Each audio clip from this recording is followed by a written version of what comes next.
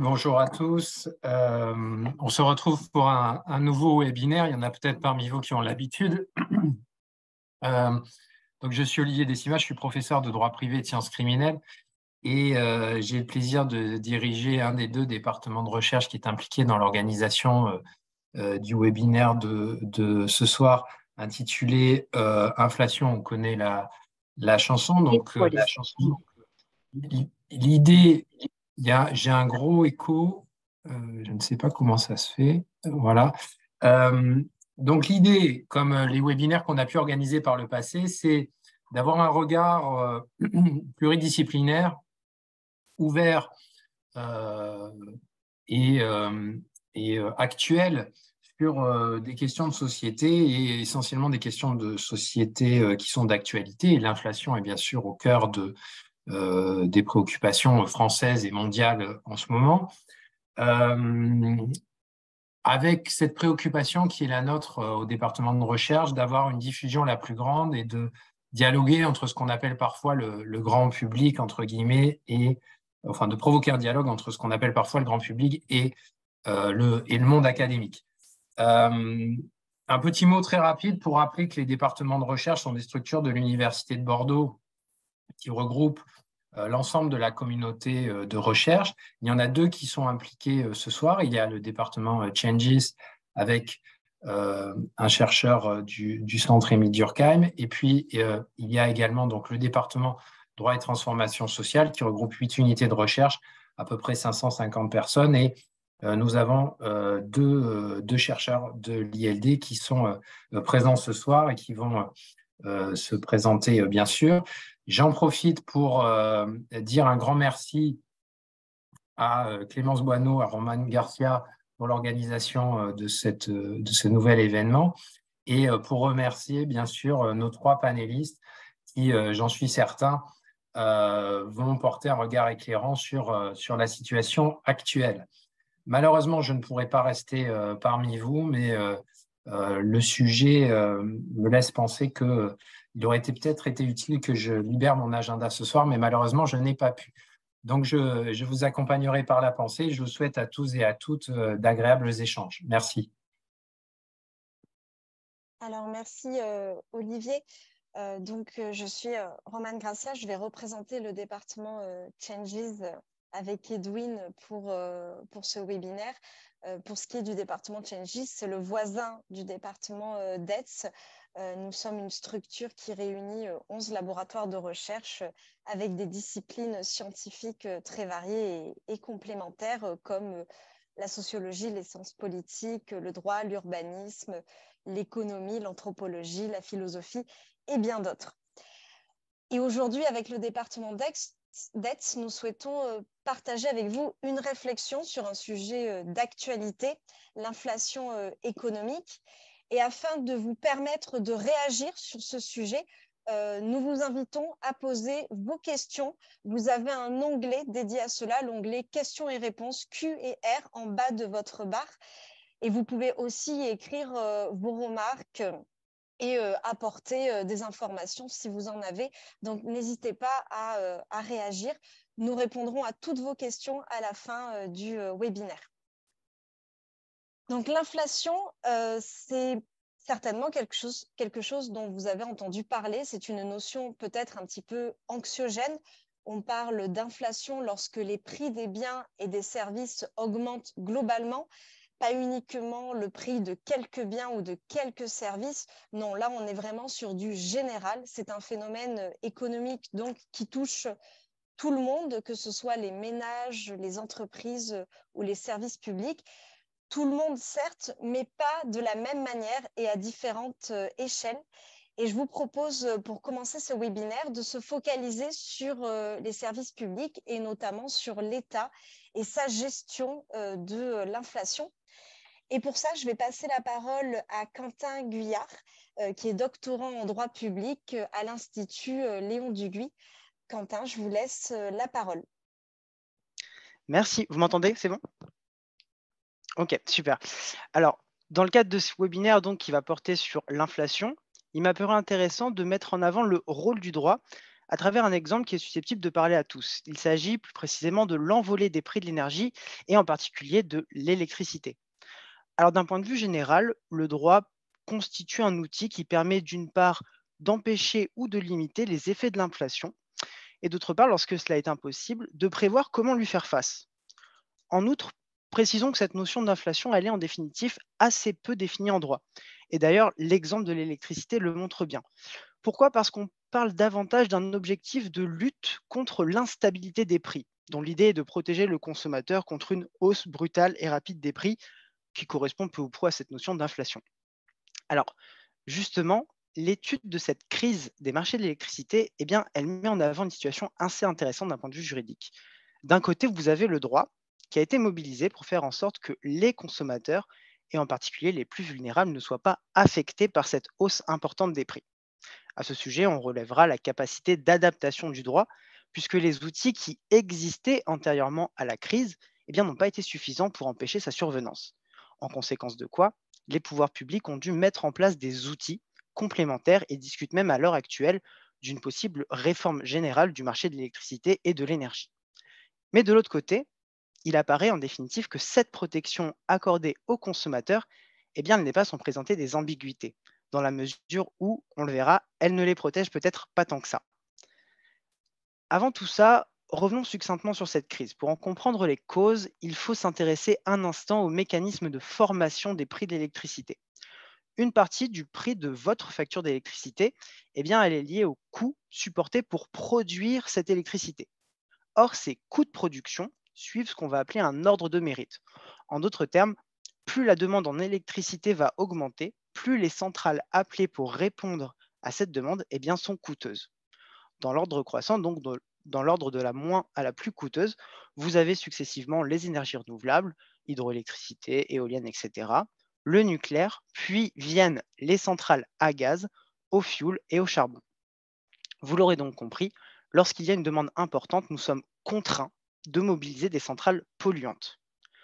Or, ce qui est intéressant, c'est que le coût de production de ces centrales, eh bien, il est directement lié à celui des produits qui sont nécessaires pour les faire fonctionner, à savoir respectivement le gaz, le fioul et le charbon. À partir d'octobre 2021, les coûts de ces produits, que l'Europe doit, je le rappelle, importer en grande partie, ont commencé à augmenter.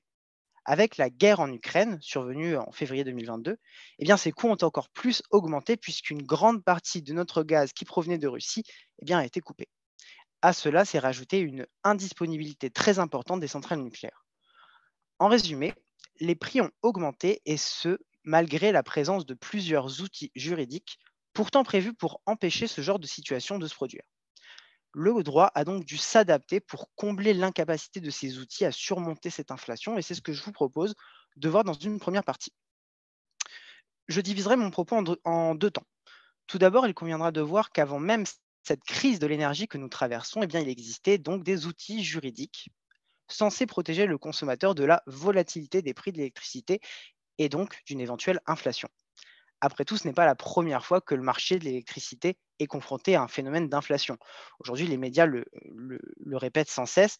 Dans les années 70, oui, les chocs pétroliers ont en effet entraîné une forte hausse des prix de l'énergie et en particulier de l'électricité. Le droit, vous vous en doutez, en a naturellement tiré des enseignements. De sorte qu'en ce qui concerne l'électricité, on pourrait dire que oui, le droit connaissait la chanson. Alors, ces outils sont au nombre de trois. Le premier outil juridique qui permet de protéger directement les consommateurs les plus vulnérables contre une éventuelle hausse des prix, eh bien, c'est le chèque énergie. Qu'est-ce que c'est que ce chèque? Eh bien, il s'agit tout simplement d'un dispositif de soutien financier d'une valeur maximale de 100 euros qui est accordé aux consommateurs les plus précaires. Alors, ce dispositif, il permet de limiter les effets d'une éventuelle hausse des prix, d'une éventuelle inflation. Mais que se passe-t-il si cette hausse finalement est trop importante et que ce chèque de 100 euros n'est pas suffisant? Eh bien, je dirais que c'est là qu'intervient le deuxième outil juridique. Il s'agit du tarif réglementé de vente d'électricité, dit aussi TRV. Alors, ce tarif, principalement commercialisé par EDF, il est fixé par l'administration. Donc, il est fixé en dehors de tout mécanisme de marché. Par conséquent, il est pensé pour échapper à une éventuelle inflation et pour assurer une sorte de plafond de prix, de sorte que les prix commercialisés par tout fournisseur ne peuvent pas aller au-delà en principe de ce tarif. Et d'ailleurs, en 2018, le Conseil d'État, qui constitue la plus haute juridiction administrative française, a précisé que le maintien de ce tarif était justifié parce qu'il poursuit un objectif de stabilité des prix. Alors, petite digression sur ce sujet, euh, il faut bien voir que le maintien de ce tarif interroge d'un point de vue juridique. Pourquoi? Eh bien, d'un côté, vous avez un marché que l'on souhaite ouvrir à la concurrence, ce qui implique qu'à terme, les prix doivent être formés librement par le seul jeu de la concurrence, de l'offre et de la demande. Et pourtant, de l'autre côté, vous avez le maintien d'un tarif qui est fixé par des personnes publiques en dehors du jeu du marché. La coexistence d'un marché ouvert à la concurrence et de ce tarif paraît donc antinomique. C'est justement la question du maintien juridique de ce tarif qui a été posée au juge en 2018. Et le juge y a répondu de la façon suivante. Il a dit oui, ce tarif est juridiquement justifié parce qu'il permet en gros de protéger les consommateurs contre une éventuelle inflation. Enfin, le dernier outil juridique prévu pour protéger les consommateurs contre l'inflation des prix de l'électricité, eh bien, c'est le dispositif dit de l'accès régulé à l'électricité nucléaire historique, connu comme l'AREN, l'ARENH. La protection conférée par ce mécanisme, faut toutefois noter qu'elle est un peu plus indirecte que les deux autres. J'explique assez grossièrement. EDF est la seule entreprise qui exploite, entretient toutes les centrales nucléaires en France. Or, jusqu'en 2010, elle était la seule à pouvoir profiter de l'électricité qui était produite par ces centrales. Et j'insiste sur le terme profiter. Pourquoi? Parce que les coûts de production de cette électricité est moins cher que les autres. Et ça permettait à EDF de répercuter directement cet avantage sur ses clients qui, du même coup, payaient leur électricité à moindre coût. De l'autre côté, vous aviez les concurrents d'EDF qui n'avaient pas accès à cette électricité nucléaire et qui devaient donc s'approvisionner en électricité sur les marchés. Des marchés où les prix sont justement susceptibles d'augmenter de manière importante à cause des possibles inflations. Par ricochet, les consommateurs de ces fournisseurs alternatifs pouvaient supporter une éventuelle hausse des prix et donc une éventuelle inflation. En 2010, a été mis en place ce mécanisme de l'AREN qui a permis donc aux concurrents d'EDF de bénéficier de 100 TWh d'électricité nucléaire pour un prix fixé à l'avance et donc en dehors des marchés. Ces concurrents d'EDF ont donc eu la possibilité d'acheter de l'électricité sur les marchés où les prix sont moins volatiles, ce qui a permis à leurs clients, et plus seulement à ceux d'EDF, d'être moins exposés à une possible inflation. Tout ceci montre qu'il existait déjà des outils juridiques qui permettaient d'empêcher, en théorie, une hausse des prix. En théorie, mais pas en pratique, on le voit actuellement. Ces outils ont été insuffisants. Il a donc été nécessaire de prévoir des outils complémentaires. Alors, la première mesure qui a été prise par le gouvernement, c'est le fameux gel de la hausse du TRVE, qui fait partie de ce package, ce bouclier tarifaire mis en place. Assez simplement, en janvier 2022, la méthode qui permet de fixer ce tarif, elle n'aurait pas permis d'éviter sa hausse, puisqu'il aurait dû augmenter de 45%, et ceci avant même que le conflit russo-ukrainien n'apparaisse, ce qui laisse sous-entendre qu'après, il aurait dû augmenter encore plus. Pour éviter une hausse supérieure même à 45%, le gouvernement a décidé de geler la hausse de ce tarif à seulement 4%. Première mesure. La seconde mesure a consisté à réduire les taxes sur les produits énergétiques. Alors, très schématiquement, pour que vous compreniez, le prix de l'électricité que vous réglez est composé de 3 blocs à peu près égaux. Le premier bloc correspond à la partie approvisionnement, c'est le prix nécessaire pour produire l'électricité. Le deuxième bloc, c'est le bloc dit acheminement. Une fois que l'électricité est produite, vous devez l'injecter sur les réseaux pour qu'elle arrive jusqu'à chez vous. Ces réseaux ont des coûts de gestion, de développement, etc. Et c'est cette partie acheminement. La dernière partie, c'est la partie dite taxes et impositions. L'électricité est un produit très taxé et c'est pour ça que ça compose à peu près un tiers de votre facture. Or, cette crise, vous l'aurez bien compris, elle est liée à une augmentation brutale de la partie approvisionnement. L'idée du gouvernement a donc été la suivante. Elle a été finalement de contrebalancer la hausse de la partie approvisionnement en assurant une baisse de la partie taxes et impositions qui ont été réduites à 1 ou 2%. Enfin, la troisième mesure adoptée par le gouvernement a consisté à revaloriser le chèque énergie touché par plusieurs millions de consommateurs à hauteur à peu près de 100 euros. Alors dans le même temps, vous avez un autre dispositif d'aide qui a été mis en place, c'est l'indemnité inflation. Mais ce dispositif n'est pas propre à l'énergie. Il permet aux consommateurs de faire face à la hausse généralisée des prix, pas seulement de l'énergie, de l'électricité, mais tous les prix. Donc il est plus général.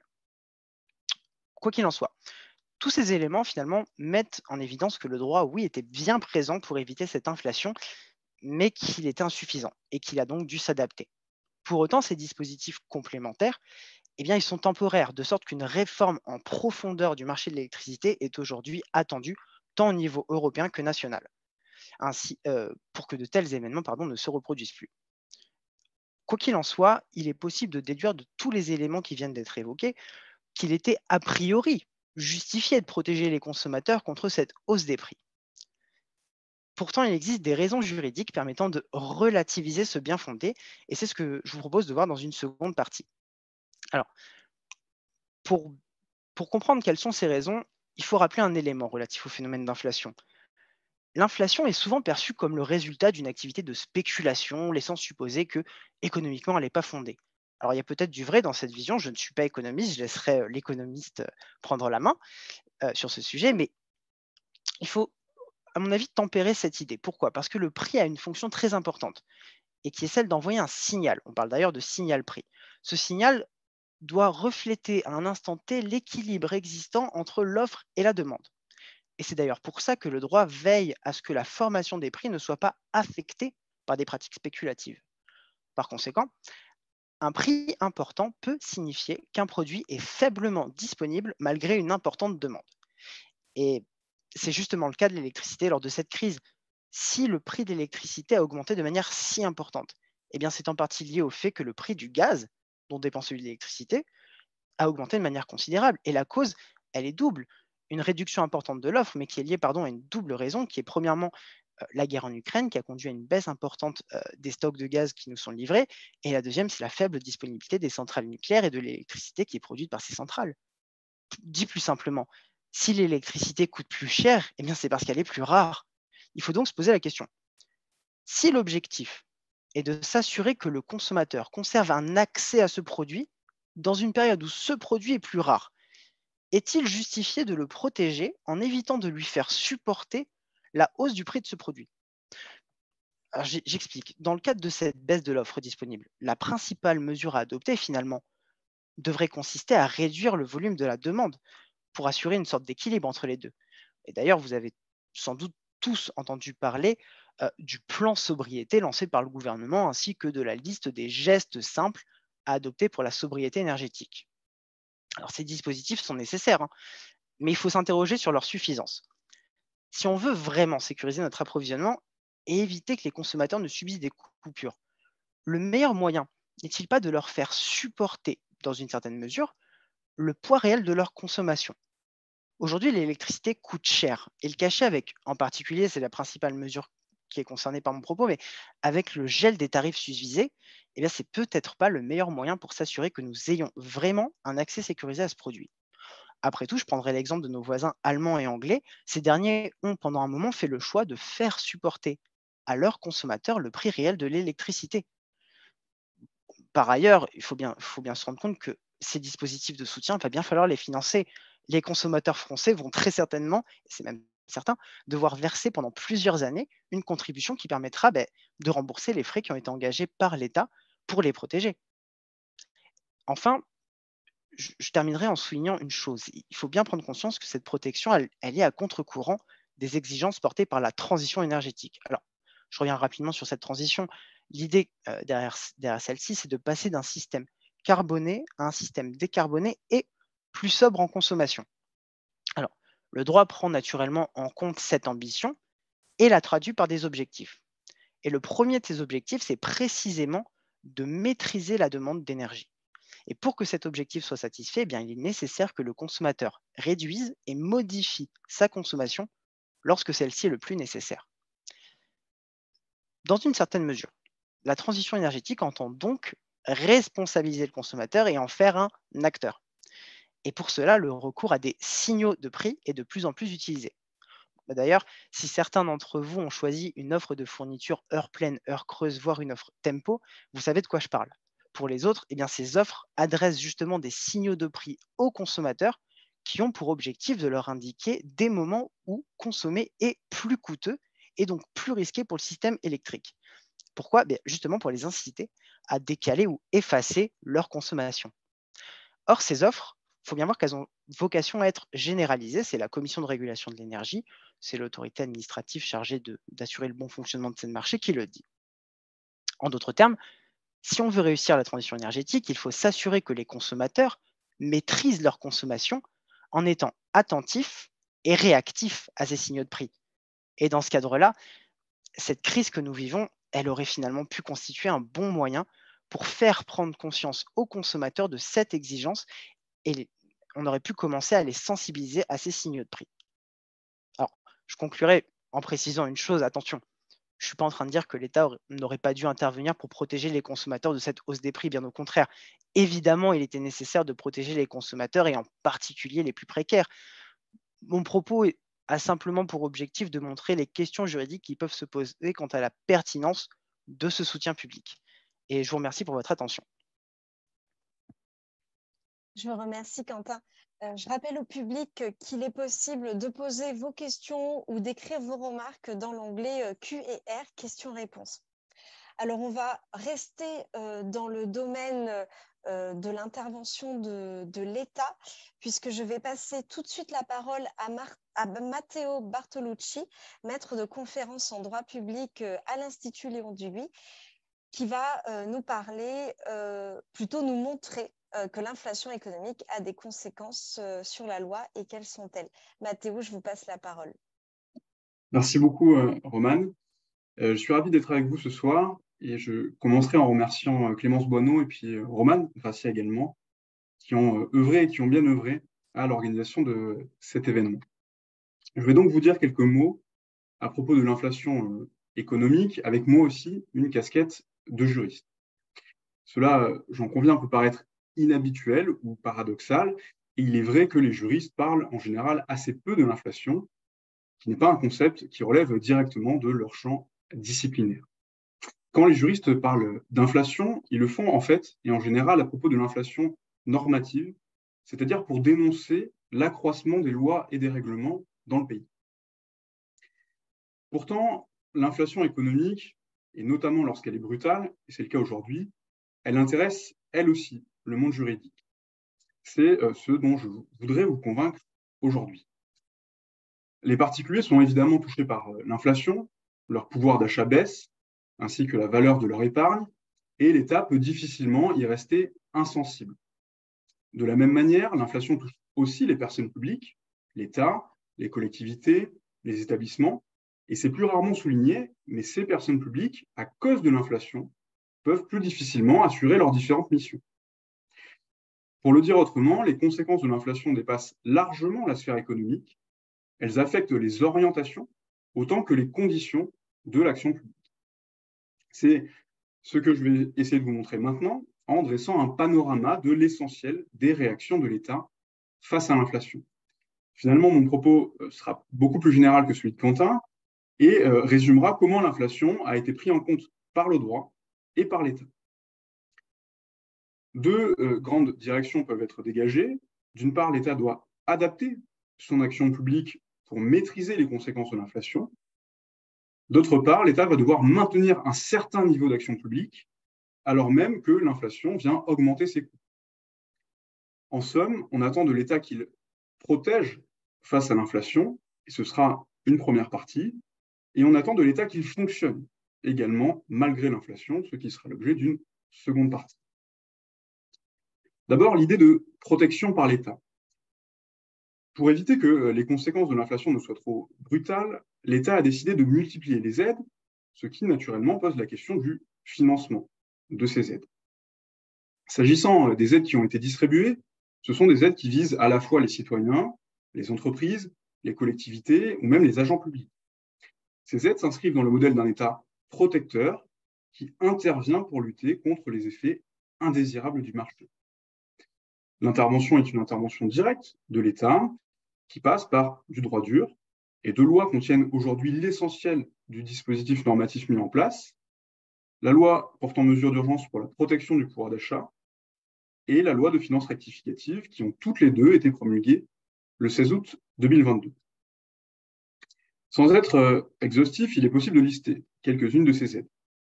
Il y a, on en a parlé, l'indemnité inflation pour les travailleurs en général. C'est une indemnité exceptionnelle et temporaire de 100 € attribuée sous condition de ressources. La prime est versée par l'employeur, mais elle sera compensée par l'État. Pour les agents publics, il y a l'augmentation du point d'indice. L'augmentation a été fixée à 3,5% pour les agents, ce qui est une mesure assez significative, car il y avait longtemps, très longtemps, les fonctionnaires le savent bien, que le point d'indice avait été gelé. Du côté des locataires, il y a eu la mise en place d'un bouclier loyer, ce qui correspond à l'instauration d'un plafond à l'augmentation des loyers de, là encore, 3,5% par an. Les propriétaires qui mettent en location un bien pourront augmenter le loyer afin de suivre l'inflation, mais ils ne pourront pas aller au-delà de ce pourcentage de 3,5%. Du côté des entreprises, il devrait aussi y avoir la suppression de la CVAE, la contribution sur la valeur ajoutée des entreprises, suite à l'utilisation par le gouvernement de l'article 49, alinéa 3. Donc c'est un impôt qui sera supprimé et la suppression serait progressive et aurait lieu sur 2 ans. On trouve enfin d'autres mesures sur lesquelles je serai plus bref, le triplement de la prime Macron, désormais appelée prime de partage de la valeur, la revalorisation des prestations sociales, les retraites, les APL et les minima sociaux, et puis évidemment le bouclier tarifaire sur l'énergie, dont on a parlé juste avant, et la remise carburant directement à la pompe. En définitive, et c'est ça qu'il faut retenir, c'est que l'inflation joue comme un motif d'intervention de l'État. C'est une justification qui le conduit à intervenir et à légiférer pour amortir les effets indésirables de l'inflation. Mais toutes ces dépenses, vous vous en doutez, ne sont pas neutres. Il faut les financer. Et depuis un certain nombre d'années, surtout après la crise du Covid-19 et la politique du quoi qu'il en coûte, l'État français est déjà lourdement endetté. Pour rappel, la dette française tourne actuellement autour de 114% du PIB. Plusieurs partis politiques ont alors milité pour une taxe sur les superprofits. Cette proposition a initialement pu prendre la forme d'un référendum d'initiative partagée, un RIP. La procédure de référendum d'initiative partagée est une procédure qui existe depuis longtemps, depuis la révision constitutionnelle de 2008, mais néanmoins, ces conditions sont très strictes. Pour que le référendum soit proposé aux électeurs, il faut réunir la signature d'un cinquième des parlementaires, ce qui est pas mal, et surtout la signature d'un dixième du corps électoral, environ 4,7 millions de signatures, ce qui est proprement énorme.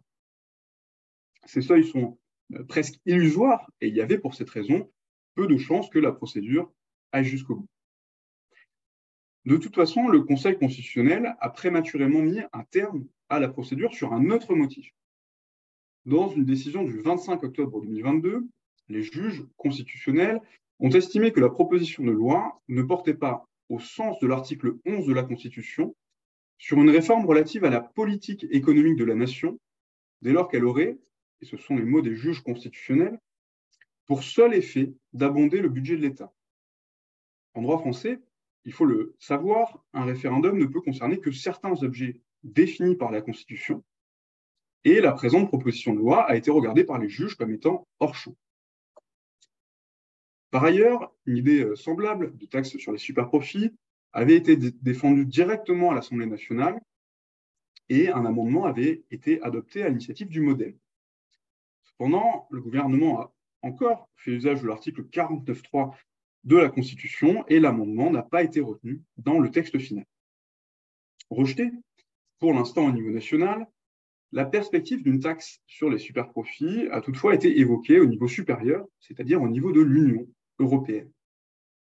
Il y a eu un accord le 30 septembre 2022 entre les différents ministres de l'énergie et 2 mesures en particulier retiennent l'attention. Premièrement, les bénéfices générés par les producteurs d'électricité ont été plafonnés à 180 € le mégawatt-heure. Deuxièmement, les bénéfices générés par les compagnies pétrolières sur leurs activités européennes feront elles aussi l'objet d'une taxe particulière. Ces mesures auront un caractère temporaire et exceptionnel. Au-delà des mesures qui ont été prises pour lutter contre l'inflation, l'inflation touche aussi l'État lui-même. On arrive là sur l'idée de fonctionnement de l'État malgré l'inflation. L'inflation, il faut donc en avoir conscience, crée un risque de discontinuité de l'action publique, même si l'État, pour surmonter ce risque, peut s'appuyer sur un certain nombre de mécanismes juridiques. S'agissant du risque de discontinuité, l'inflation fait craindre une réduction de l'offre en matière de services publics. En raison de coûts qui deviennent trop élevés à payer, les services publics les plus fragiles pourraient connaître des interruptions, voire un fonctionnement dégradé. Plusieurs exemples ont marqué l'actualité, qu'il s'agisse de services publics assurés par une personne privée ou de services publics gérés directement par une personne publique. Dans la première hypothèse, pour un service public géré par une personne privée, il y a l'exemple intéressant des nombreuses piscines qui ont dû fermer à la suite des hausses des coûts de l'énergie. Un certain nombre de concessionnaires ont suspendu de manière unilatérale leur contrat, l'accueil du public a été interrompu et les personnels ont été placés en chômage technique. D'autres piscines n'ont pas complètement fermé, mais ont renoncé à chauffer l'eau. D'où l'exigence un peu improbable d'une combinaison obligatoire pour accéder au bassin. La perspective de demander un certificat médical d'absence de contre-indication à la pratique de la natation en eau froide aurait même été envisagée selon plusieurs médias. Autre hypothèse, pour un service public, cette fois assuré par une personne publique, l'illustration la plus intéressante est donnée par l'Université de Strasbourg, qui a validé une fermeture d'1 semaine supplémentaire cet hiver, en plus des vacances habituelles, pour faire face à l'envolée des prix de l'énergie. L'université parle d'une trêve pédagogique et justifie sa mesure en affirmant que chaque jour de chauffe coûte environ 120 000 €. Concrètement, l'essentiel des bâtiments de l'université seront fermés, que ce soit les unités de recherche ou les amphithéâtres. Personnels comme étudiants seront donc possiblement affectés, les premiers devant télétravailler et les seconds probablement suivre les cours en visioconférence. Au passage, cette situation pourrait s'étendre à d'autres universités que celle de Strasbourg, et cela va à l'encontre de déclarations de certains dirigeants qui avaient certifié qu'il n'y aurait pas de fermeture. Tout semble finalement histoire de communication, une trêve, un report de l'ouverture ou un prolongement des vacances. Sont-ils vraiment une fermeture? Chacun pourra en juger. En tout cas, ces deux exemples montrent que l'inflation est susceptible de bousculer la continuité du service public.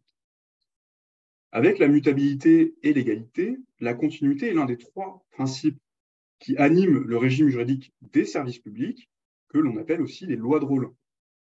Ce principe de continuité est même le principe le plus important, parce que faute de continuité, il n'y a pas ou il n'y a plus de service public.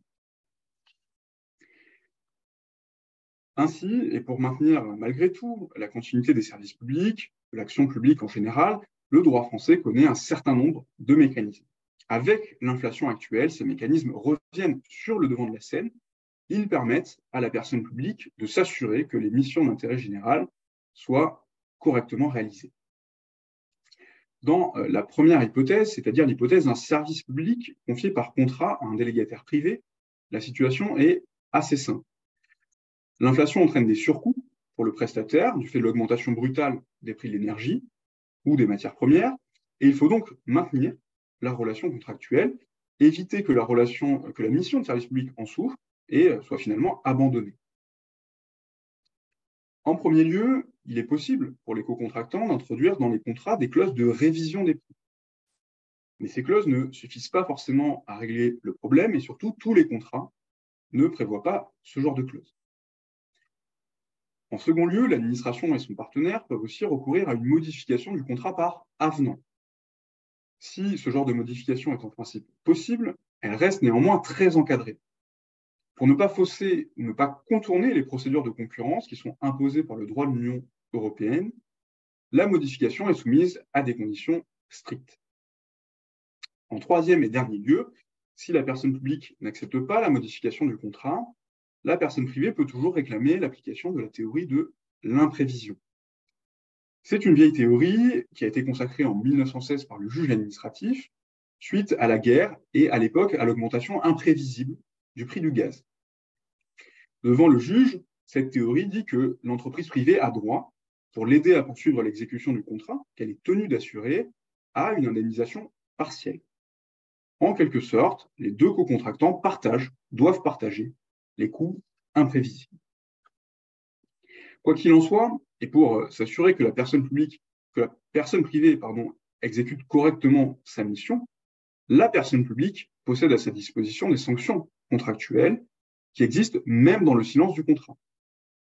S'il y a une volonté de la part de la personne publique, celle-ci peut notamment infliger des sanctions financières, des pénalités ou même des sanctions dites coercitives à l'entreprise privée. Dans notre dernière hypothèse, dans l'hypothèse donc d'un service public géré en régie cette fois, c'est-à-dire par la personne publique elle-même, le droit prévoit moins de solutions. Sans doute a-t-on toujours considéré que la personne publique était par nature encline à exercer correctement ses missions de service public, dès lors qu'elle ne recherche pas le profit, a priori au contraire d'un prestataire privé. Pourtant, avec l'inflation, la situation montre que des difficultés peuvent là aussi apparaître, et l'on pense notamment à l'hypothèse des fermetures d'universités.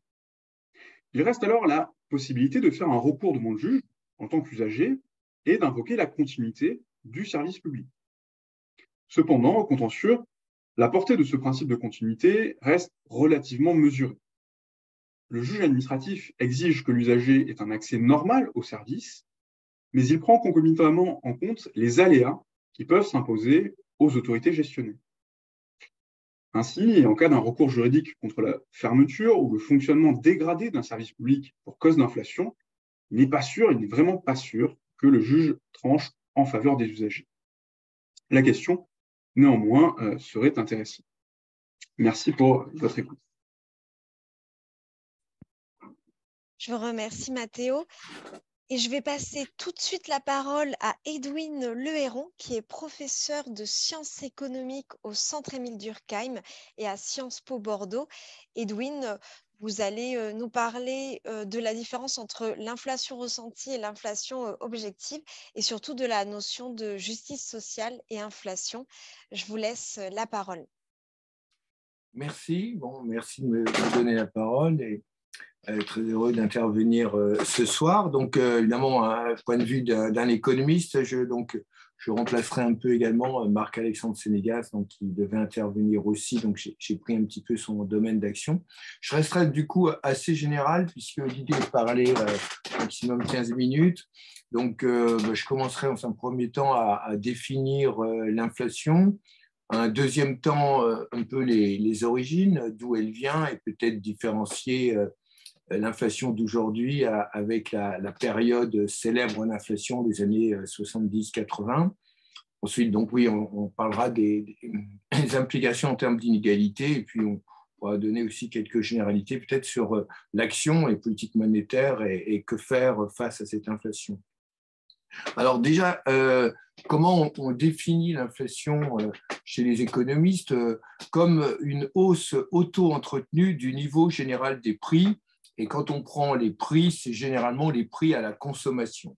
Donc, dans l'inflation, il y a l'idée d'un processus auto-entretenu. Donc, on va distinguer ce qu'on appelle l'inflation de premier tour ou l'inflation de choc. Bon, par exemple, vous avez une hausse du prix du pétrole. Si le pétrole augmente d'un coup, on va avoir une hausse des prix. Cette inflation ne serait pas gênante en soi si c'était une inflation donc one shot, juste un coup, et puis les prix en tiennent compte, et puis après ça s'arrête. Ce qui est gênant dans l'inflation, et c'est comme ça que les économistes le définissent, c'est que généralement l'inflation est un phénomène auto-entretenu qui génère un certain nombre de dynamiques qui s'auto-entretiennent et qui donc fait que l'inflation est un phénomène durable. Et donc l'inflation est bien quelque chose qui va être gênant parce que durable.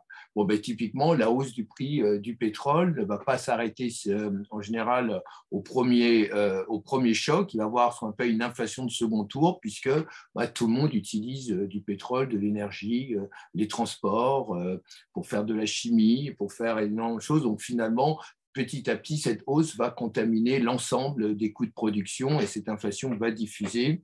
Et l'inflation se diffusant, bien, les gens vont essayer de se protéger contre l'inflation en demandant soit des hausses de salaire, soit des indexations des salaires au prix, soit les entrepreneurs vont augmenter leur prix pour maintenir leur marge, pour pas que les coûts de production réduisent leur marge. Et là, on a bien une inflation de second tour. Donc, c'est bien cela qui est gênant chez les économistes, c'est vraiment l'idée que l'inflation est un phénomène auto-entretenu. Et ensuite, on dit du niveau général des prix, on essaye de tenir compte de tous les prix, mais pour être précis, des prix à la consommation. On ne va pas, par exemple, prendre le prix de l'immobilier. Alors, Certains économistes pensent qu'il faudrait le faire. On va prendre les loyers, parce que ça, c'est bien une consommation de logements, mais pas directement les prix immobiliers. Il n'y a bien sûr pas non plus les prix des actifs financiers. Les actifs financiers, c'est considéré comme de l'épargne, du capital. Donc, quand la bourse monte, quand les actifs financiers montent, ce n'est pas de l'inflation, c'est une valorisation du capital. Donc, c'est bien les prix à la consommation que l'on mesure, c'est-à-dire le pouvoir d'achat des agents, des consommateurs. Et en Europe, on le mesure par l'IHPC, l'indice donc harmonisé des prix à la consommation. Pourquoi harmonisé? Parce que nous partageons la monnaie avec 19 pays, 1er janvier même avec un 20e pays. Donc, on a tous l'euro. Et évidemment, on a quand même des structures nationales différentes. On ne consomme pas exactement la même chose. Les biens ne sont pas exactement les mêmes. Il y a des dynamiques de salaire qui ne sont pas les mêmes, et donc on va mesurer un indice harmonisé pour l'Europe, mais cette inflation, on le constate d'ailleurs aujourd'hui, peut être différente d'un pays à l'autre. Aujourd'hui, elle est nettement plus faible en France qu'en Allemagne, autour de 7% en France pour 10% en Allemagne, mais ça monte jusqu'à 22-24% dans les pays Lituanie, Estonie, les pays proches de la Russie.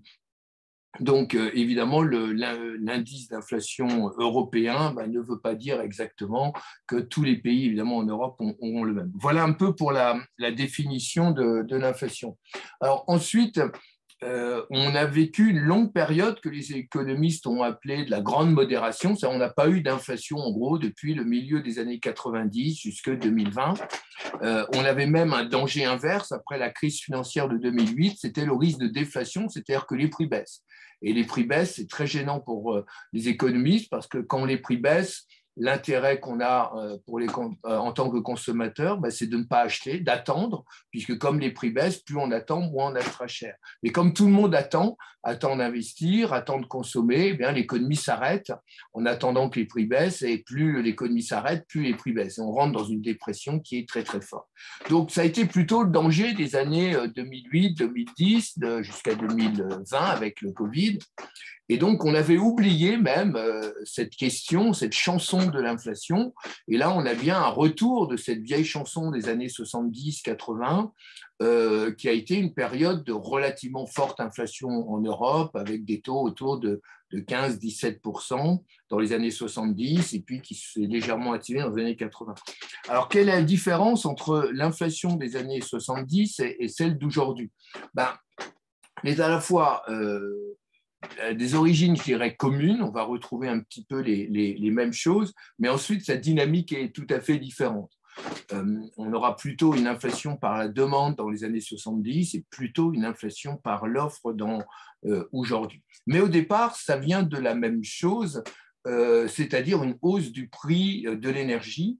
Et en 2020, l'inflation est vraiment venue d'une hausse du prix de l'énergie, pas uniquement, mais c'est ce qui a fortement accéléré. Et évidemment, la crise ukrainienne, l'attaque de la Russie contre l'Ukraine, la guerre a évidemment déstabilisé entièrement le marché de l'énergie. On en parlera tout à l'heure, je parlerai un peu du prix de l'énergie, qui n'est pas vraiment un prix de l'offre et de la demande, et c'est en ce sens qu'un prix un petit peu particulier. Et donc, cette déstabilisation, évidemment, du prix de l'énergie se répercute dans le reste de l'économie. Alors ça, on a ça en 2020, on a eu ça, évidemment, en 1973, avec la première crise pétrolière, et puis en 1979, avec la deuxième crise pétrolière. Alors, les origines ne sont pas les mêmes. En 2020, c'est essentiellement un problème de géopolitique, de guerre. On avait un énorme producteur de pétrole et de gaz qui est la Russie pour l'Europe, et pas seulement pour l'Europe, pour le monde. Et ce producteur, eh bien, évidemment, rentrant en guerre, on a des problèmes de coercition contre ce producteur, et donc ça crée évidemment une chute très importante de l'offre, accentuée par le fait que des pays comme l'Iran sont en dehors aujourd'hui du marché, etc. Donc ce n'est pas que la seule raison, mais ça le fait que renforcer. En 1973, c'était très différent. En fait, cette hausse du prix du pétrole était due à des problèmes monétaires et au système monétaire international. Il y a eu une crise du dollar en 1971 et 1973, la fameuse crise de Bretton Woods. On a perdu confiance dans le dollar. Or, le problème, c'est que toute l'énergie, le pétrole, le gaz, étaient payés en dollars. Donc, les pays producteurs de pétrole, à partir du moment où le dollar n'a plus été lié à l'or, à partir de 71, s'est mis à flotter. Il y a eu une baisse de la confiance dans cette monnaie, une baisse de la valeur même du dollar, et ça s'est traduit par une volonté de maintenir un certain prix réel de ces matières et donc une augmentation face à la perte de valeur du dollar. Et donc, c'était lié, je dirais, à cette crise du dollar. Et comme cette hausse a été extrêmement brutale, qu'elle a en plus entraîné des accords avec l'OPEP qui fait qu'ils se sont bien coordonnés entre eux, eh bien, évidemment, on a eu ensuite les deux mêmes phénomènes à l'époque qu'aujourd'hui, c'est que l'énergie est absolument essentielle pour produire de la richesse économique. Si vous prenez la courbe de croissance du PIB, du PIB, du produit intérieur brut mondial, et la courbe de l'énergie, elles sont absolument corrélées à 100%. La révolution numérique n'a strictement rien décorrélé depuis les années 2005 ou 2010. Et au contraire, aujourd'hui, le fait qu'on produise beaucoup plus en Chine ou en Inde qu'en Europe pour des problèmes de désindustrialisation en Europe, c'est-à-dire des pays qui finalement ont tendance à utiliser plus d'énergie pour produire que nous, où on était un peu plus productifs, c'est même plutôt en train de s'aggraver. Donc, évidemment, dès qu'on touche au prix de l'énergie, on touche à l'ensemble des prix, et donc c'est ce qui sépare. Alors, la différence entre ces deux crises, 70 et la nouvelle crise, c'est la dynamique. Qu'est-ce qui s'est passé dans les 70 ? Crise du dollar entraîne crise du prix du pétrole, et comme à l'époque il y avait un rapport de force assez en faveur du travail, il y avait des clauses d'indexation des salaires au prix, quand les prix ont augmenté, les salaires ont augmenté. Et donc on a eu ce qu'on appelle une spirale prix-salaire. L'indexation des salaires au prix faisait que plus que les prix montaient, plus les salaires augmentaient, plus les salaires augmentaient, plus les prix augmentaient, et donc la dynamique est venue par là. Comme en plus les salaires augmentaient, la demande à l'époque était assez forte, on a eu en plus une forte dynamique de la demande qui renforçait, la demande étant supérieure à l'offre, à une sorte de dynamique donc inflationniste. Donc ça a été la période. Et finalement, la variable d'ajustement, c'est plutôt fait par la baisse des profits, donc des entreprises qui ont vu leurs marges fortement écrasées, et donc une montée de l'endettement et ensuite des crises de l'endettement dans les années 80. Dans les années 2020 et depuis 2022, évidemment, la dynamique est différente, puisqu'on sortait de la crise du Covid où on avait déstabilisé, je dirais, l'offre. C'est-à-dire qu'on a eu une très forte remontée de la demande en 2021, mais avec une déstabilisation de l'offre. Les circuits notamment d'échange étaient aussi déstabilisés. On a vu le prix, par exemple, du conteneur passer de $1 000 à $15 000 pour un conteneur venant de Chine à l'Europe.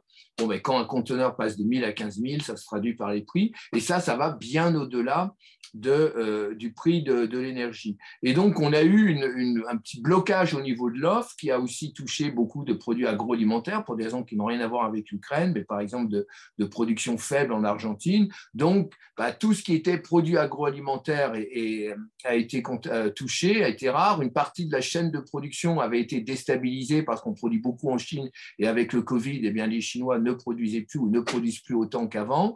On y rajoute un problème de coût de l'énergie. On a donc eu un énorme choc sur l'offre, et c'est ces goulots un peu d'étranglement sur l'offre et ces prix aussi, donc des coûts de production qui génèrent l'inflation d'aujourd'hui.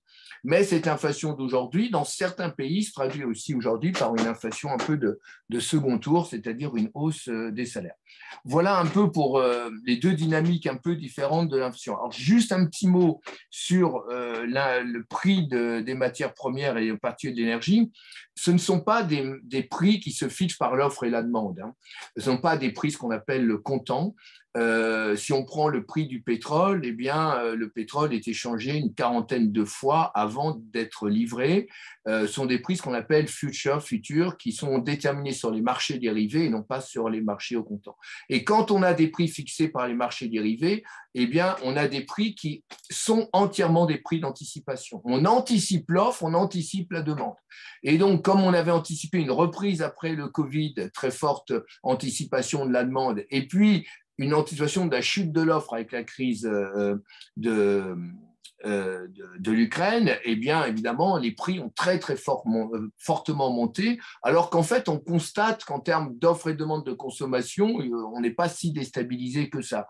Donc, on a effectivement toujours ce qu'on appelle une surréaction dès que les prix sont fixés sur des marchés futurs et non pas sur des marchés comptants. Et donc, les prix de marché ne sont pas des prix non plus qui sont des prix réels, il n'y a pas de réalité là-dedans. Par exemple, d'ailleurs, la fixation du gaz est très largement indexée sur la fixation du pétrole, alors qu'on n'a pas du tout la même rareté, les mêmes coûts de production. Donc, c'est aussi largement des prix conventionnels.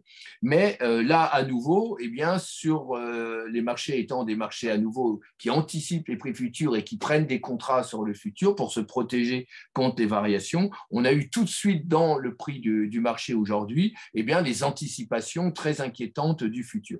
Ces anticipations sont en train de s'inverser très fortement et donc les prix reviennent à des logiques beaucoup plus calmes qui peuvent d'ailleurs parfois être surexagérées. Alors, un petit mot sur le troisième point, sur les problèmes d'inégalité. Évidemment, il y a autant d'inflation qu'il n'y a de consommateurs.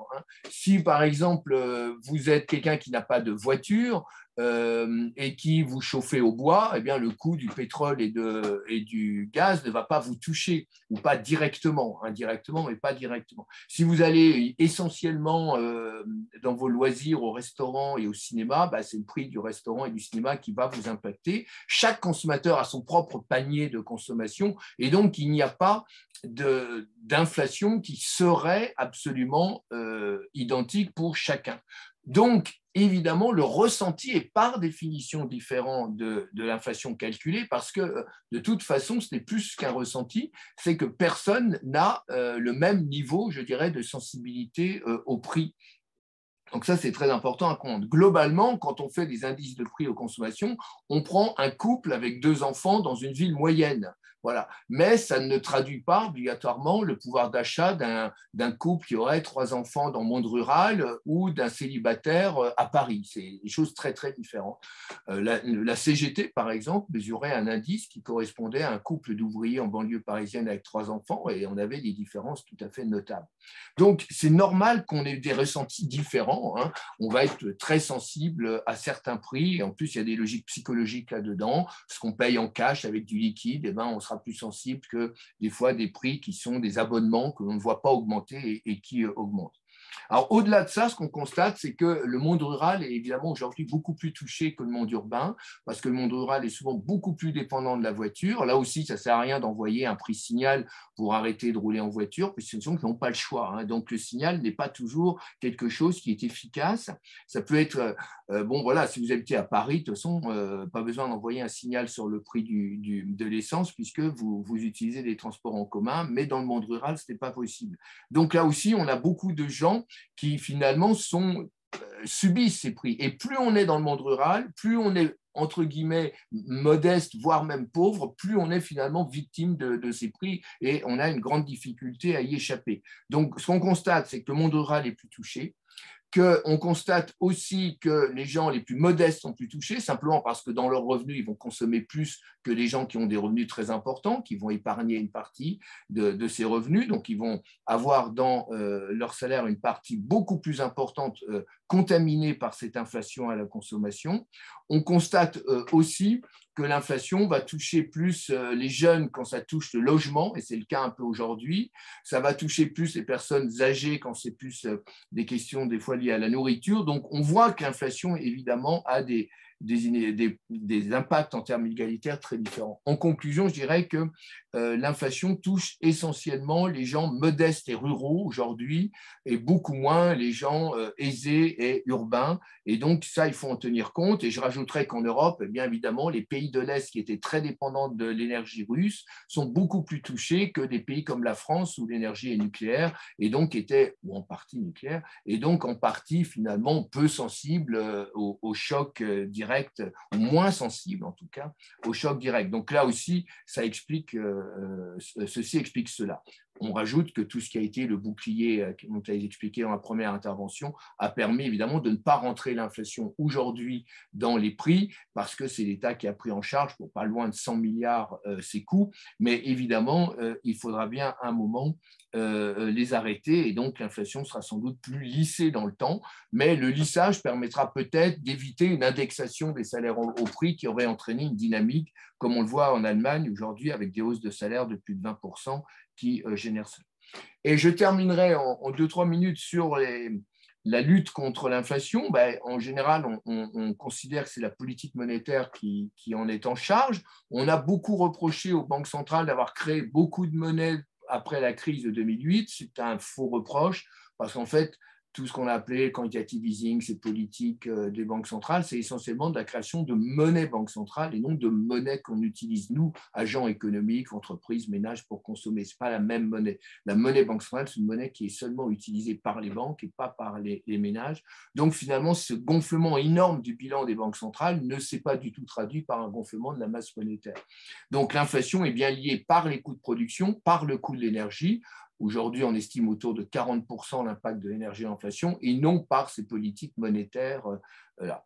Mais il n'empêche qu'aujourd'hui, les banques centrales, évidemment, doivent, c'est leur mandat, lutter contre l'inflation. C'est même le mandat prioritaire de la BCE. Et donc, elles haussent toutes leurs taux d'intérêt. Cette montée du taux d'intérêt a pour but de calmer l'économie, de faire que l'argent coûte plus cher pour qu'il y ait moins de crédit, moins de dynamique économique, moins de demande, et freiner, évidemment, du coup, les pressions, y compris sur l'énergie, par une baisse de la production. Mais on voit bien que cet instrument n'est pas obligatoirement parfaitement adapté à une hausse du prix du pétrole, dont l'explication est avant tout géopolitique. Donc, ce n'est pas en montant le taux d'intérêt que ça va changer, évidemment, l'arrivée du pétrole ou du gaz venant de Russie. Voilà un peu ce qu'on peut dire, et je vais m'arrêter là sur l'ensemble un peu donc, des deux interventions de Marc-Alexandre et de Amiens, ce qu'on voulait dire. On voit que l'inflation, c'est donc un phénomène de retour, après une longue période où on avait oublié ce problème. On pense que ce retour sera beaucoup plus court que dans les années 70, donc ce sera plutôt un épisode de 2-3 ans, mais pas aussi long. Mais évidemment, et je terminerai par là, quand on est soumis à des chocs et à l'incertitude, et c'est la base de l'économie, comme le Covid, comme une guerre comme en Europe avec l'invasion de l'Ukraine par la Russie, et bien ça, les économistes n'ont pas grand-chose à dire là-dessus parce que ça leur échappe largement. Et on voit bien qu'aujourd'hui, une bonne partie des problèmes de l'inflation viennent de chocs sur lesquels les économistes n'avaient, et non, en gros, pas grand-chose à dire. Merci. Merci beaucoup, Edwin. Je vous propose maintenant qu'on passe à la phase des questions. Donc, vous pouvez toujours poser vos questions et réponses dans l'onglet prévu à cet effet en bas de votre écran. Je vous communique les questions et vous, les intervenants, vous répondez voilà, selon votre appétence. Une personne peut répondre ou les trois peuvent répondre. Alors, la première question qui nous a été posée. L'inflation est souvent un phénomène subi et on attend en réaction un État protecteur.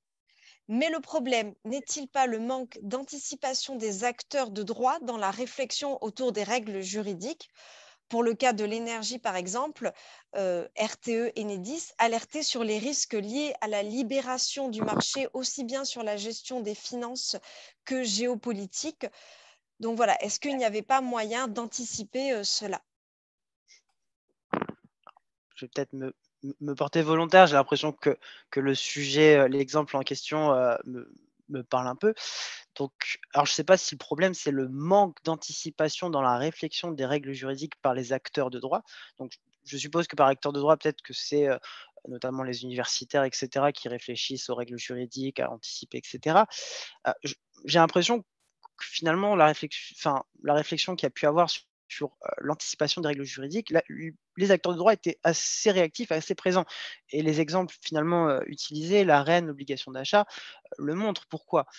Je prends l'exemple de l'AREN.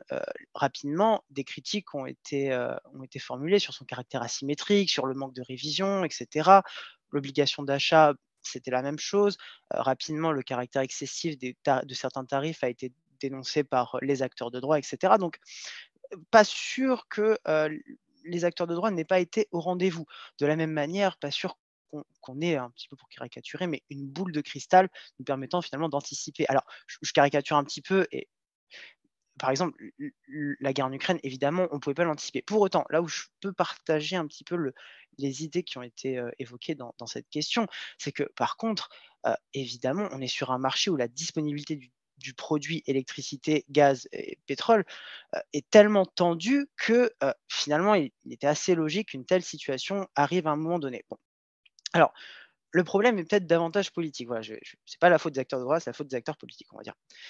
Blague à part, finalement, est-ce qu'il n'y a pas eu davantage un manque d'anticipation sur la construction européenne et la construction d'un marché de l'énergie et de l'électricité européen commun tourné vers une logique d'indépendance? C'est peut-être plutôt ça la question, et la preuve en est, c'est qu'aujourd'hui, qu'est-ce qu'on fait?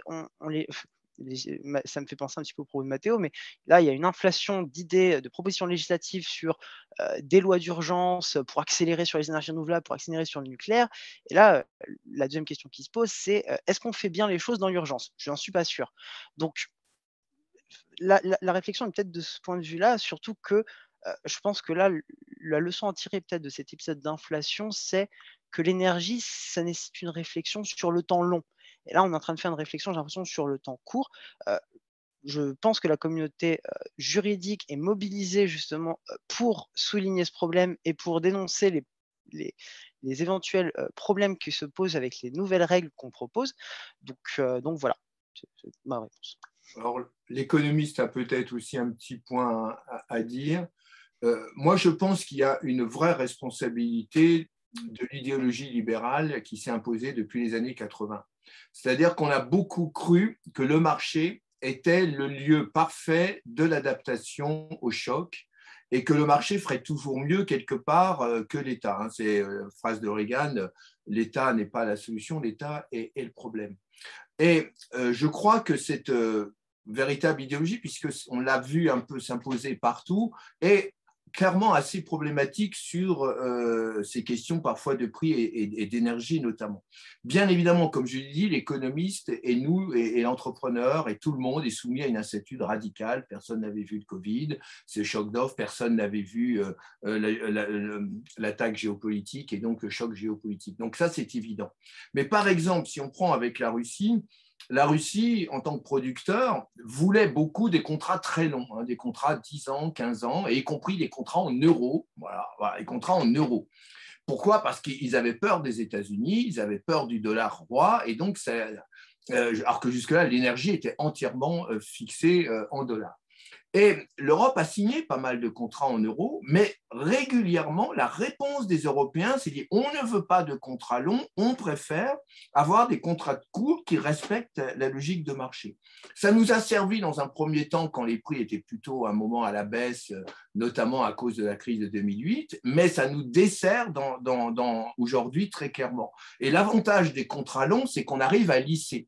Donc, il y a un moment où, quand on est sur des choses comme l'énergie qui renvoient vraiment à des dynamiques de long terme, souvent on constate que le marché là, est moins efficient que des régulations de plus long terme. Le marché est toujours meilleur quand on est sur des choix et des arbitrages et des dynamiques structurelles de court terme, mais beaucoup moins quand c'est sur du long terme. Et là, clairement, on a fait des erreurs. Typiquement, le nucléaire, c'est pareil. Centrale nucléaire, ça prend 40 ans, 20 ans à produire, à fabriquer, 40 ans ensuite à utiliser, etc. C'est du temps extrêmement long. Là, le marché n'est pas du tout capable de gérer cela. Et il est clair que quand, par exemple, Areva et les producteurs énergétiques ont finalement, à un moment, privatisé cette filière nucléaire, notamment la production des cœurs en acier, aujourd'hui, on a perdu la technologie. On ne sait plus faire un acier qui n'a pas des fentes dedans. Et ça veut dire que aujourd'hui, quand on voit les nouvelles centrales, on n'arrive pas à les mettre en marche depuis 10 ou 15 ans parce qu'il y a des fentes dans ces cœurs d'acier. Et alors qu'on savait très bien le faire jusqu'en 2001-2002. Puis en 2002, on a licencié les vieux, on a privatisé, on a perdu cette technologie et aujourd'hui, en gros, il n'y a plus que les Japonais qui seraient capables de le faire et donc on a une dépendance aujourd'hui que l'on s'est imposée. Donc là, à nouveau, et je termine par deux autres exemples. La logique, ça a été aussi la logique du stock zéro. Moi, j'enseigne des fois dans les écoles de commerce. On a dit le stock zéro, c'est idéal. Et en termes de coût, c'est idéal, il n'y a aucun problème. Sauf qu'on voit bien quand on est en stock zéro et qu'on se prend quelque chose comme le Covid ou qu'on prend un choc géopolitique, ça nous finit par nous coûter beaucoup, beaucoup plus cher. Donc, je pense que revenir avec des logiques où on va avoir des stocks tampons pour éviter les chocs. Parce que si vous n'avez pas, par exemple, de réserve énergétique forte, on en a, heureusement, on n'en a pas assez. On voit qu'on n'a pas assez de gaz en France pour simplement un hiver. Hein. Eh bien, si on n'a pas ces réserves-là, on va être soumis à des chocs de marché qui sont très forts, dont je vous rappelle en plus qu'aujourd'hui, ce n'est même pas un prix d'offre et de demande, mais c'est des prix futurs, c'est des prix futurs. Donc, c'est des prix qui finalement anticipent la peur, qui anticipe, et les peurs qui sont justifiées aujourd'hui. C'est-à-dire, on est en incertitude. Si on demande qu'est-ce qui va se passer dans 6 mois, c'est très, très compliqué. Donc, cet ensemble de choses qui ont été, ou d'instruments qui ont été développés, ont plutôt accentué aujourd'hui cette sensibilité des prix au choc. Juste pour ajouter une toute petite remarque, je pense que la question de l'anticipation, elle vise pas seulement, ou en tout cas pas spécialement les acteurs juridiques. L'anticipation, le long terme, ça relève surtout de l'acteur politique. Lui, le juriste, il est là pour traduire des choix techniques. Donc, on peut difficilement reprocher aux juristes d'avoir mal anticipé. Et puis même aux acteurs politiques, le droit, hein, son propre, c'est presque toujours d'avoir un temps de retard et d'arriver en réaction. Alors, idéalement, le bon droit, c'est celui qui va prévoir, qui va anticiper, mais ça reste quand même largement utopique. Et puis, deuxième élément de réponse, l'État, il n'a pas forcément la main, il n'a pas forcément les outils non plus pour maîtriser l'inflation. Il y a beaucoup d'éléments qui ne dépendent tout simplement pas de lui. Et puis, il y a ensuite une superposition d'échelons. Il y a par exemple l'Union européenne qui a la maîtrise de la monnaie. Donc l'État, on peut difficilement, je trouve, sur ce coup-là, lui reprocher son manque d'anticipation. Alors, je vais passer à la deuxième question. Elle a été posée pendant l'intervention d'Edwin, donc peut-être en réaction. Y a-t-il un réel intérêt économique à cette suranticipation? Est-il déjà arrivé qu'une de ces anticipations a été faite à tort, pardon? Oui. Alors, bon, très souvent, les anticipations, comme on est face à une incertitude radicale, on se trompe. Un exemple plus drôle, pas pour tout le monde, mais ça a été pendant la crise Covid. On est justement à la fin des années de 2019, début 2020, à un moment où on pense que la crise de 2008 est terminée et que la croissance repart, et c'est ce qu'on constate aux États-Unis. Qui dit croissance dit énergie. Donc, les gens achètent largement de l'énergie, donc du pétrole, hein, voilà, notamment, et c'est souvent des contrats 6 mois. Donc, ils ont acheté fin 2019, début 2020, des contrats 6 mois. Et dans ce cas-là, eh bien, ils se font livrer des centaines de milliers de tonnes de pétrole à 6 mois avec un contrat, et ils ont ces contrats. Le problème, c'est que ceux qui achètent ces contrats, ils n'ont même pas un jerrycan de 10 litres pour récupérer les 100 000 tonnes. Ce qui veut dire qu'ils vont revendre ces contrats quand le bateau est en route. Quand le bateau arrive devant le port, ils peuvent encore le faire tourner une petite semaine en Méditerranée avant qu'il arrive au port, mais il y a un moment, il faut qu'il y ait un pétrolier qui leur dise « je vous prends les 100 000 tonnes ». Et comme avec le Covid, plus un avion ne volait, plus un camion ne roulait pratiquement à partir de mars-avril 2020, et que les bateaux, eux, qui avaient été commandés 6 mois avant, sont arrivés devant les ports, ils ont dû trouver un moyen de se débarrasser de ce pétrole qu'ils avaient acheté assez cher parce qu'ils pensaient que le prix monterait. Et le prix du pétrole est descendu en négatif, à moins 20 $ le baril. Donc, on a vu des gens payer 20 $ pour se débarrasser d'un baril de pétrole. Bon, alors évidemment, pour nous, consommateurs, c'était excellent. Pour l'État, c'était excellent.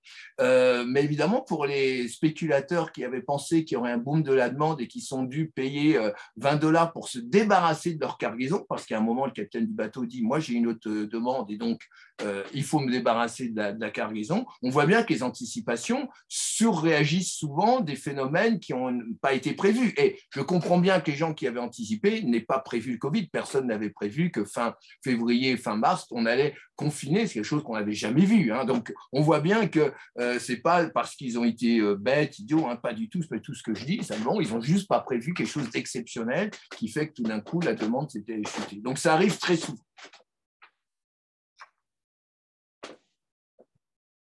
Une autre question.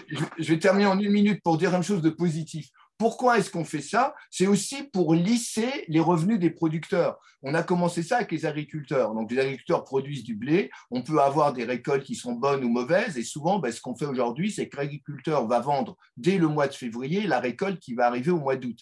L'avantage, c'est qu'il a déjà vendu une récolte à un prix donné. Si la récolte est meilleure, ça va être au profit de celui qui a récupéré la récolte. Si la récolte est moins bonne, c'est lui qui paye. C'est une forme d'assurance. Donc, ces prix à terme ont quand même un avantage, c'est que c'est un marché de l'assurance. Mais on voit bien que pour un qui s'assure, sur les marchés, on a en gros 9 ou 10 qui spéculent. C'est à peu près 95% de transactions plutôt spéculatives, c'est-à-dire de gens qui ne sont pas directement, eux, producteurs ou demandeurs, pour 5% de gens qui s'assurent. Donc, c'est un marché utile, mais un marché de l'assurance qui reste évidemment minoritaire. Alors, une autre question. Lors des précédents épisodes d'inflation, avez-vous des exemples de mesures qui ont permis de réduire l'inflation ou de protéger les ménages, ou au contraire, des mesures qui ont aggravé le problème? Je peux répondre d'un point de Ouais, vue alors, économique, mais allez-y.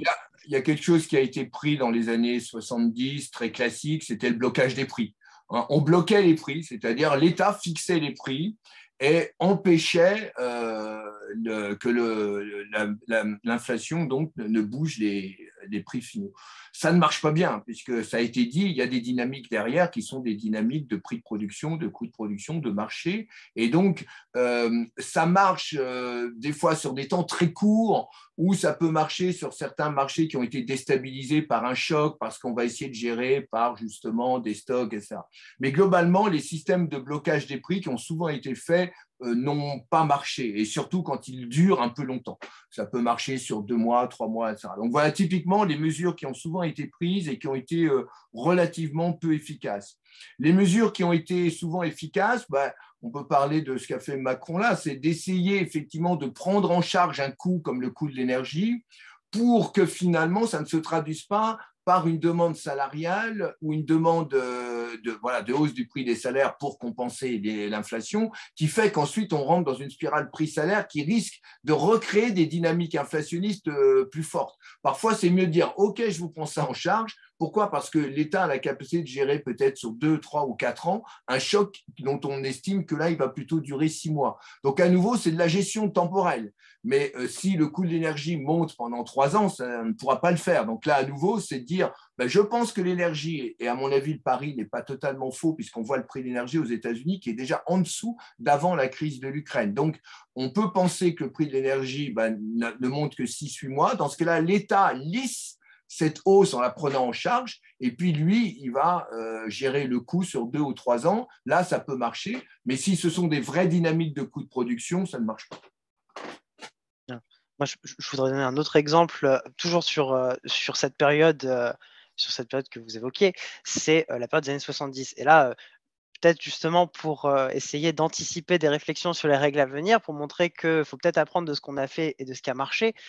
2 choses ont a priori marché face à la crise de l'énergie liée au choc pétrolier. La première, c'est que cette idée de maîtrise de la demande, etc., elle est justement née dans les années 70 lorsqu'il y a eu un choc pétrolier. On retrouve d'ailleurs ce discours aujourd'hui. Ça fait partie des mesures qui ont permis de limiter les effets de ce choc pétrolier. Donc, on peut espérer que le discours sobriété qu'a le gouvernement à l'heure actuelle fonctionne de la même manière. La deuxième mesure, mais cette fois-ci qui s'inscrit dans le temps long, ça a été de construire des centrales nucléaires. Il ne faut pas l'oublier. Le fait d'avoir construit des centrales nucléaires, le plan Mesmer, né dans les années 74, il part justement de ce constat que ce choc, cette inflation qu'on a vécue, elle est liée en fait à notre dépendance à un produit extérieur sur lequel on n'a pas la main. Donc, l'idée a été la suivante, construisons des réacteurs pour limiter notre dépendance à ce produit et donc pour limiter la hausse des prix qui résulterait d'une pénurie de ce produit. Donc là, du coup, et là, on voit justement que la logique du gouvernement d'accélérer sur les énergies renouvelables et les futurs réacteurs nucléaires, c'est précisément de sécuriser notre approvisionnement futur pour que on soit moins dépendant du coup d'une éventuelle inflation d'un produit dont on ne dispose pas. Alors une question peut-être plus pour Mathéo qui reprend l'exemple de l'université de Strasbourg qui ferme ses portes. Est-ce que cette fermeture n'est pas en contradiction avec le principe du service continu des services publics et comment est-ce possible qu'une telle mesure soit mise en place? Est-ce que c'est une mesure directement contraire au principe de continuité? C'est une question délicate. A priori, on peut répondre que oui. Mais si on se place du point de vue de l'université, elle va vous dire que la continuité des services, elle est bien assurée. En réalité, il y a un service qui est continu, mais seulement dégradé. Dégradé pourquoi? Parce que l'université va continuer de faire des cours en visioconférence, parce que les centres de recherche vont continuer de faire de la recherche, mais ils vont télétravailler. Donc, bien sûr que ça heurte le principe de continuité. Tout le problème est de savoir dans quelle mesure. Et le juge administratif, je l'ai dit, a une approche plutôt mesurée des effets juridiques de ce principe de continuité, c'est-à-dire qu'il va prendre en compte tous les aléas qui peuvent s'imposer à l'autorité gestionnaire du service public. À ce moment-là, on peut se dire que le juge administratif va prendre en compte l'inflation et moi, ça m'étonnerait que le juge administratif puisse finalement sanctionner l'université pour une fermeture qui, on le rappelle, est une fermeture d'une semaine et en plus qui n'est pas une fermeture totale, puisque l'université reste ouverte à distance, si on peut dire. Alors, une autre question. En Belgique, les salaires sont indexés sur l'inflation. Il n'y a pas de boucle prix-salaire. Quid du working paper du FMI qui démontre que la boucle ne se vérifie pas en pratique? Question à l'économiste. Alors, la Belgique est effectivement souvent présentée comme un pays avec une forte indexation, alors que la France, depuis 1983, nous étions un pays en totale indexation avant 1983. La rupture en France, c'est 1983, avec l'arrivée donc du gouvernement Fabius, qui a cassé la désindexation. Pour une raison simple, c'est qu'en France, on était effectivement on avait un vrai problème de compétitivité, et donc l'idée était de gagner de la compétitivité, et donc la désindexation permet effectivement ce qu'on appelle une meilleure compétitivité par finalement la baisse du coût de production. Si le prix du travail va moins vite en France qu'en Belgique, eh bien, les produits français seront plus compétitifs que les produits belges, toutes choses étant égales par ailleurs. Alors, il y a du vrai dans les deux, mais si j'ai regardé, ça tombe bien, j'ai un peu regardé la situation en Belgique et la situation en France, on s'aperçoit que le pouvoir d'achat en Belgique n'a pas été mieux protégé avec l'indexation qu'en France. Ils ont même des plutôt moins bons résultats que nous. Ce qui veut dire que l'indexation n'est pas la solution miracle au maintien du pouvoir d'achat. Alors, pour plusieurs raisons. Typiquement, on le voit bien aujourd'hui, on a une inflation qui vient beaucoup du prix de l'énergie, qui est fixé en dollars, donc qui vient en fait d'un taux de change.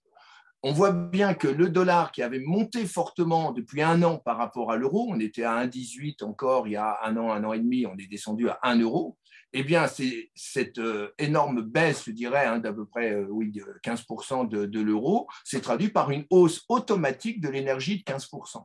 Donc, on voit bien qu'il y a dans l'inflation une logique de taux de change. Or, dans cette logique de taux de change, souvent, quand les coûts de production ne montent pas, qu'on n'a pas d'indexation, on maintient mieux finalement son taux de change que les autres pays. C'est d'autant plus vrai en zone euro qu'aujourd'hui, on ne peut plus dévaluer le franc par rapport au franc belge, le franc français au franc belge, ou qu'on ne peut plus dévaluer le franc français par rapport au Deutschmark. Donc aujourd'hui, finalement, c'est par le salaire, même si ça fait assez mal, le salaire réel, qu'on arrive à modifier finalement le taux de change, je dirais, de l'euro en termes réels dans chaque pays. Donc, c'est très important d'avoir cette variable aujourd'hui puisqu'on est en monnaie unique et cette variable nécessite de ne pas, en général, avoir un ancrage trop fort. Et on constate qu'effectivement, des pays généralement qui ont cette… et c'est un peu ce qu'avait dit l'économiste Keynes, c'est que finalement, le salarié sera toujours un temps de retard. Pourquoi? Parce que s'il y a indexation, il demande une hausse des salaires, mais finalement, les prix sont fixés par les entrepreneurs. Et donc, s'il y a les hausses de salaires qui augmentent, les coûts de production augmentent, l'entrepreneur va augmenter sa marge, ou maintenir sa marge en pourcentage, mais sur un taux de salaire plus élevé, les prix augmentent. Et in fine, la hausse des salaires essaye de rattraper les prix, c'est la fameuse spirale, mais sans jamais le rattraper. Donc, ça ne protège pas vraiment.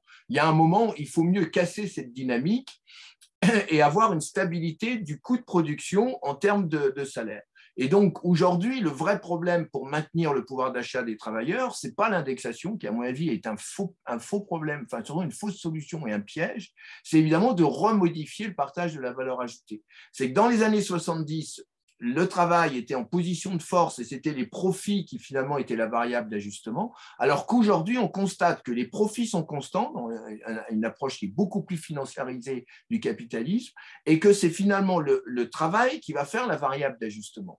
Et ça, c'est évidemment quelque chose qui est très injuste, puisque une bonne partie de ce pouvoir d'achat va réduire pour maintenir les profits. C'est donc contre cette logique de répartition-là qu'on peut agir par des politiques économiques, et c'est ce qui permettrait d'augmenter le pouvoir d'achat du travail sans que ça passe par une indexation qui, là, nous poserait de grands problèmes dans un système de type euro en monnaie unique à 19.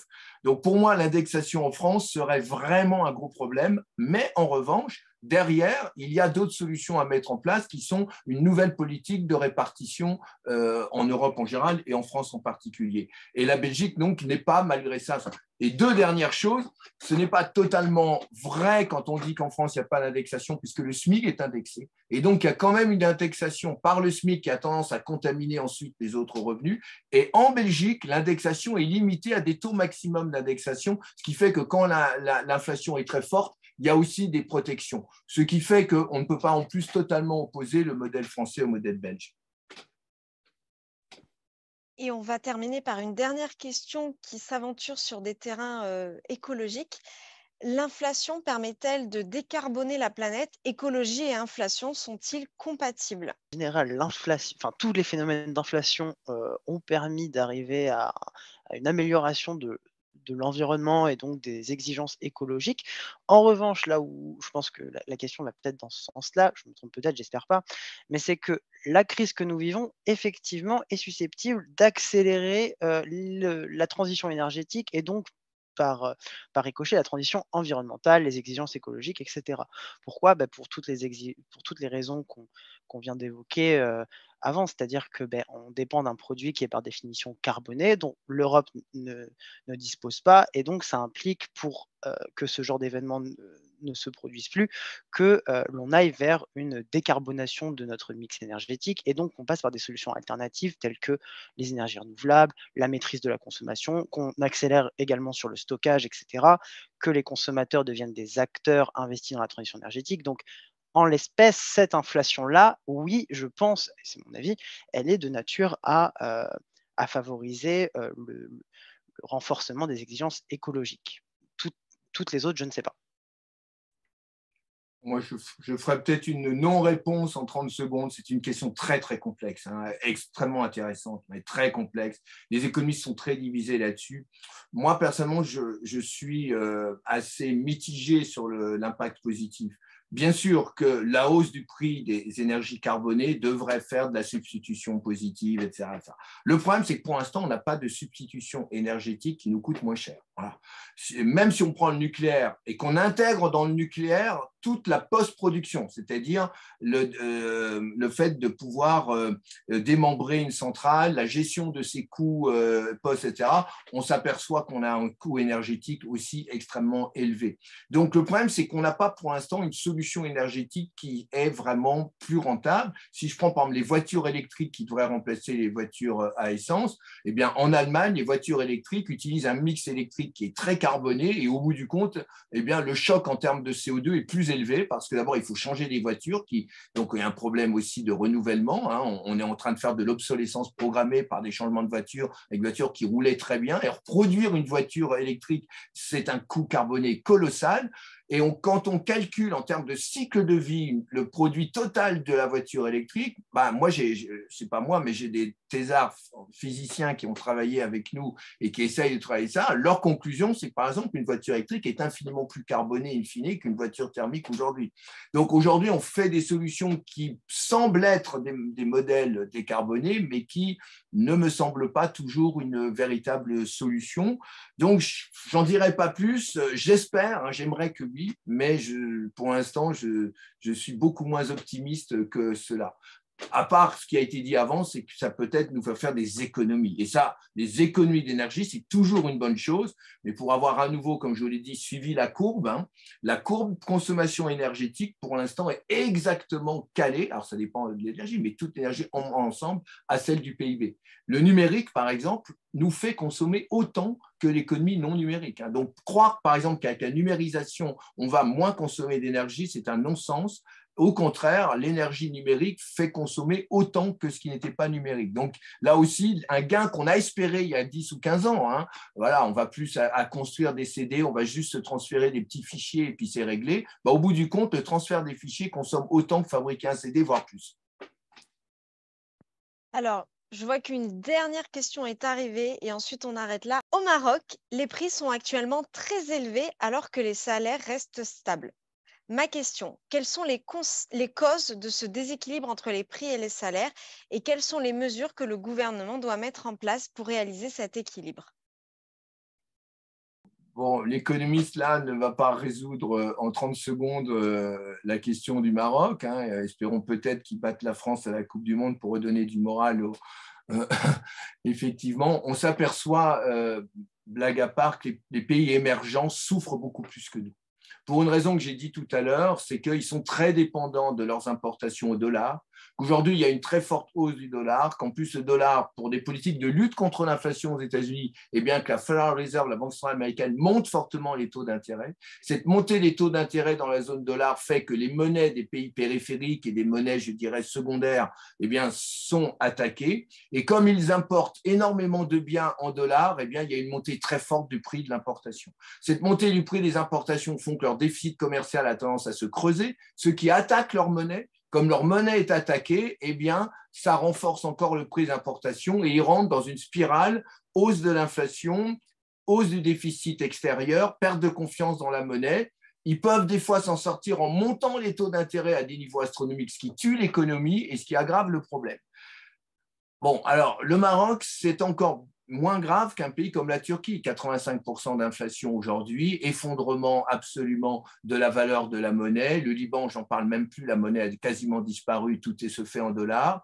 Et donc, aujourd'hui, les pays émergents souffrent beaucoup et malheureusement, ils vont encore souffrir beaucoup parce que le dollar va encore faire monter son taux d'intérêt, enfin la Fed, et donc le dollar aujourd'hui a ce qu'on appelle une flight to quality, tous les capitaux partent aux États-Unis, y compris les capitaux des pays émergents, et donc il est très difficile pour un pays ou un gouvernement marocain de lutter contre des tendances qui lui sont très largement extérieures.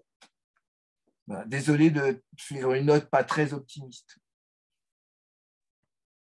Eh bien, écoutez, je pense qu'on peut conclure sur cette note. Je tiens à remercier tout d'abord le public de nous avoir suivis et d'avoir posé ces questions intéressantes. Je remercie bien évidemment nos 3 intervenants pour leur intervention très intéressante. Et je remercie aussi Clémence Boineau du département d'ETS pour l'organisation de ce webinaire. N'hésitez pas à nous suivre sur les réseaux sociaux. Je vous ai mis les liens dans la discussion. Le département de Changes et le département d'ETS possèdent un Twitter, un LinkedIn et une page YouTube sur laquelle sera reversée la vidéo de ce webinaire. Et avant que vous partiez, je fais la publicité pour les 2 prochains webinaires, celui d'abord du département d'ETS en janvier, le 24 janvier, sur la crise économique, comment résister. Et en février, le département de Changes présentera un webinaire sur les fake news et la désinformation. Toutes les informations seront sur le site internet des départements. Mais écoutez, je vous remercie et je vous souhaite à tous une très bonne soirée. Merci à vous. Merci, bonne soirée. Merci, bonne soirée à tous.